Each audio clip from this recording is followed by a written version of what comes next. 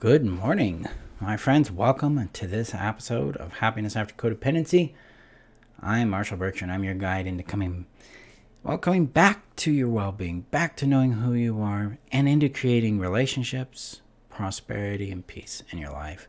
After narcissistic abuse, after neglect, after codependency. So today we're going to be jumping into the topic of identity. So we're in the How to Heal Your Codependency series right now, and we have touched on safety and building the 3 zones of safety with emotional, physical, and relational safety. We've touched on the necessity of sanity and being in contact with what is real based on facts, based on patterns of behavior, impact, and results you can detect in your life. Sovereignty, which is all about connecting to your innate personal authority, your personal power, and your personal autonomy. And then building self-trust by connecting to and acknowledging the innate legitimacy of your experiences, your emotions, your value, your lived reality, things of that nature, as well as moving into trusting and then embodying your natural completeness, and then aligning your power, your ability to make choice and action with your well-being, called congruence. And today we move into the identity section of healing codependency. So I'm excited to talk to you guys about that. Before we do that, I need to share this out to the community real fast here. So the community is where you can find additional tools, support, and guidance in your journey beyond codependency through my work. So it's very much focused on my work, my processes. The community is designed around focus of action on things. There's a support component there as well. We have specific threads or specific posts where you can gain support and guidance in your journey. So we are a very different group in the way we operate that allows us to keep things focused and keep things safe and clear for all members involved. Link is above on Facebook, below on YouTube. Come check us out. Okay. So identity, what is that? So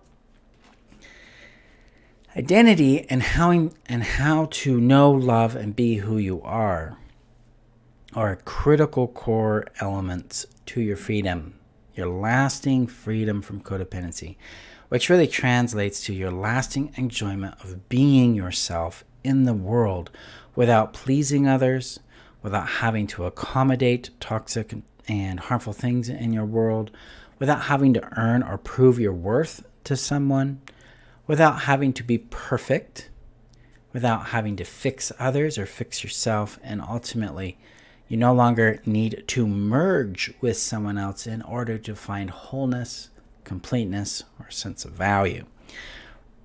This is crucial.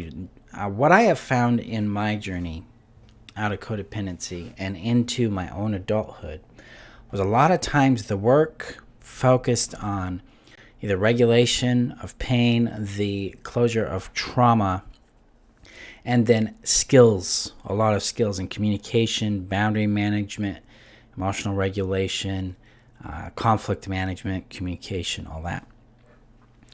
But they skipped over the identity component. A lot of times the idea of self-worth, self-esteem was passively addressed, but not directly addressed or understood.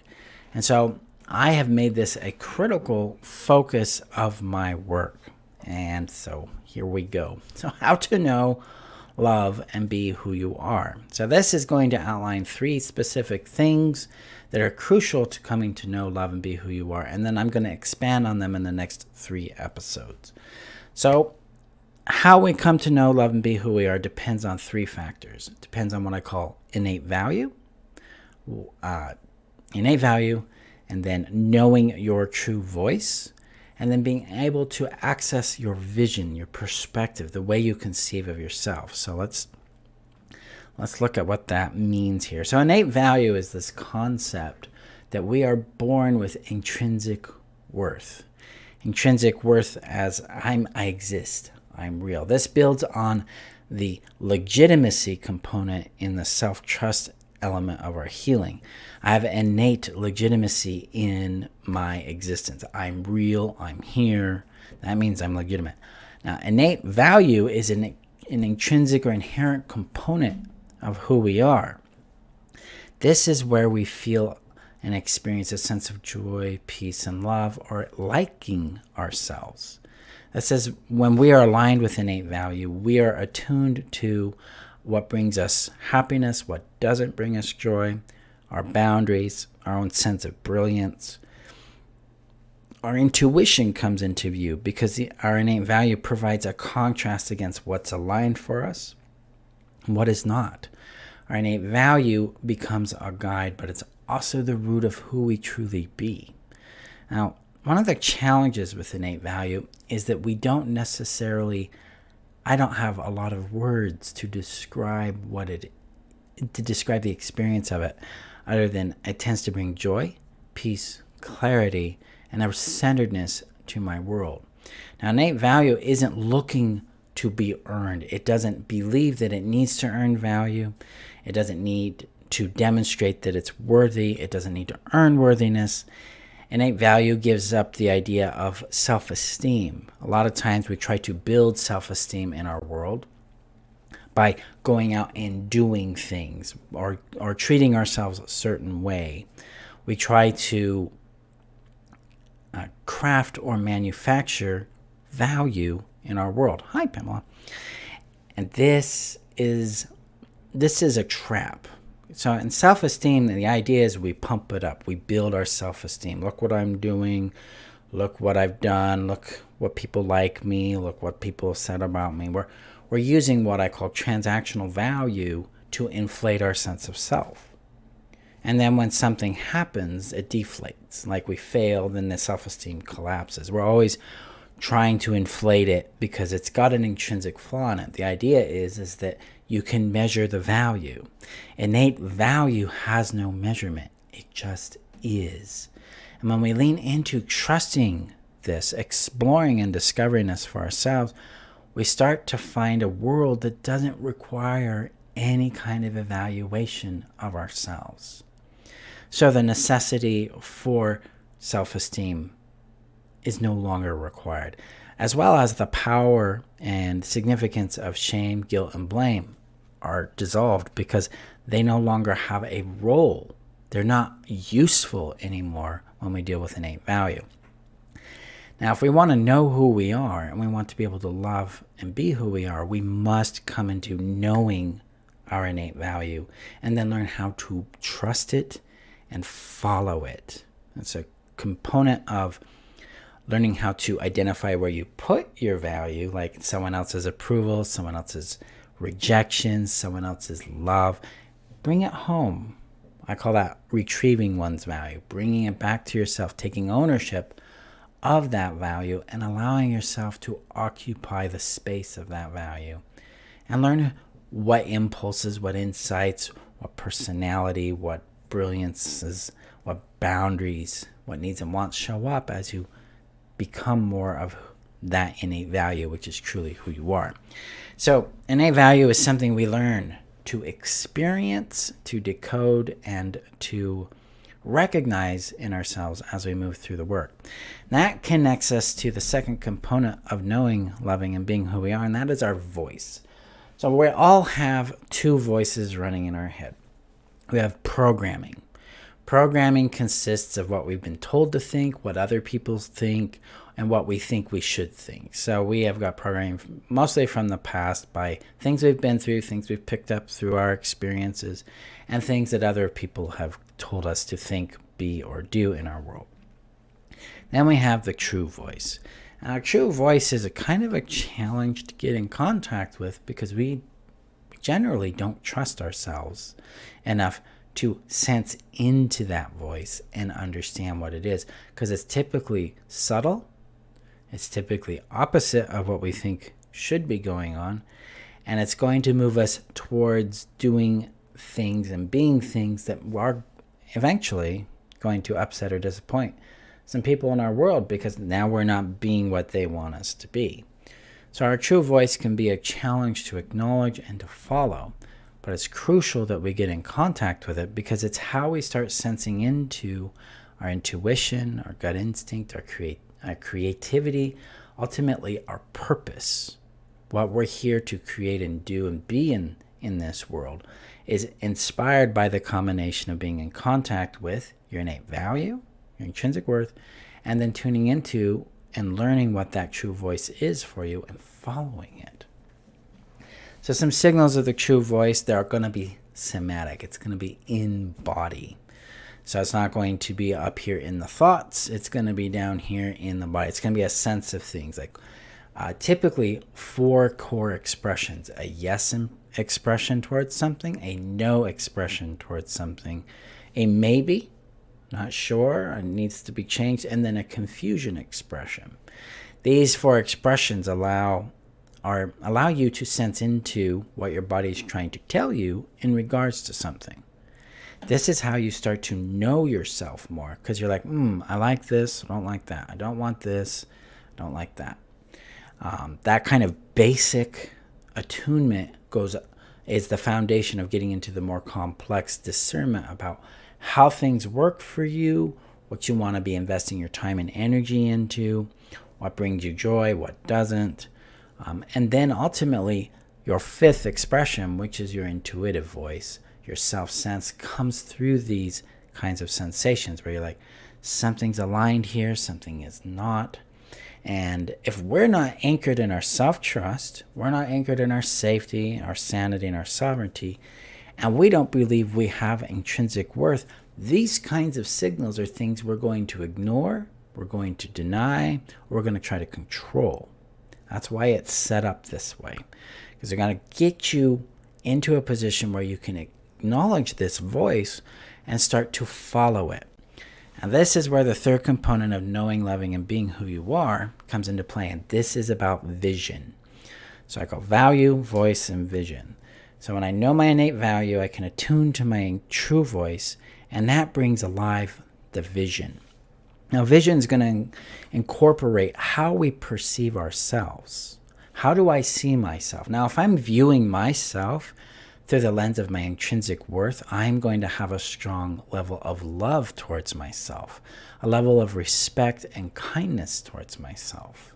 If I am following my true voice, I'm going to have a deeper sense of respect, confidence, and trust in myself. And that all shapes this vision. Now, this vision also applies to the things we perceive outside of ourselves, our lived experience, other people, places, and things. Now, if you've ever wondered, what do I want? What do I need? What do I like? What am I supposed to be doing? What are the answers to these situations that show up in my world? This is where you're going to find it. Because when you're attuned to your innate value, you're going to be able to sense what's aligned with you. Your true voice is going to give you guidance and inspiration about what to do with that. And that's going to lead to the vision. You're going to be like, oh, I see that this aligns with me here. I'll give you an example of this in the real world. So back in 2003, I had a very clear sense of value about what I wanted, about who I am and what I was worthy of at that point. And I wanted to be an IT guy. I wanted to be an IT administrator specifically. I could feel it alive in my body. It was something that was really important to me. And I had heard within my own intuition that this was available. I could do this. I could have this. And then I had a vision of what that would be like to have, be, and do that. And so when I accepted it, I actually took action. I ended up taking action that got me a job that resulted in this kind of outcome for me. That example I've used over and over in my world to create new things. So I've used it to create the business I run now. I've used it to help guide and shape my own healing. It's like, who do I want to be beyond my codependency? Who would I be without this shame or guilt? These are ways in which we get outside the defined identity we've been built into with our programming and get more intrinsically connected with who we really want to be. And if that's coming from a sense of love, care, liking ourselves, or joy about being who we are, we become more aligned with that happiness, that well-being that we seek, the results that results in relationships we want, friendships that fulfill us, purpose that we enjoy, and direction in our world, in our own lives that we want. So this is how we come to know, love, and be who we are. We've got to first understand our intrinsic innate value, align with it, trust it and incorporate it, tune into and follow our true voice, and then follow the vision that these combinations create so that we can create what we deserve and what we want in our world. This ends codependency. This ends the need for people-pleasing. It ends the need for proving ourselves, for lovability. It ends the need to control, because now we're engaged in curiosity, engaged in our own personal power from a foundation of love and joy and respect for ourselves. It ends the need to seek out completeness in relationships, because we can feel our own wholeness. We trust it and we follow it. Because when we know, love, and be who we are, there's no need to seek ourselves outside of ourselves anymore. This is where we feel calm and peaceful about boundaries we set. We trust our own perceptions and experiences and we follow them. This is where we know who to choose and who not to choose in our lives. This is how we determine what we're going to invest our time, energy, and money in. This is where we discover more of our own joy, what that really means to us. Because it's not going to be what we see on TV or what other people might teach our joy should be. It becomes something very, very personal, very individual, and very alive in us.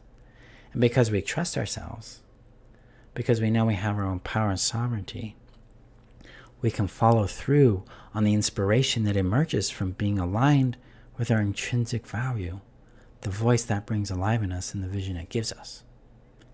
This is how you come to know, love, and be who you are, and ultimately create well-being and happiness in your life. Not easy work initially, because some of this is pretty foreign stuff, but it's intrinsic, essential work to becoming free permanently from any need to use codependent tactics to get your needs met. So that's today's training, my friends. Let me know your thoughts below.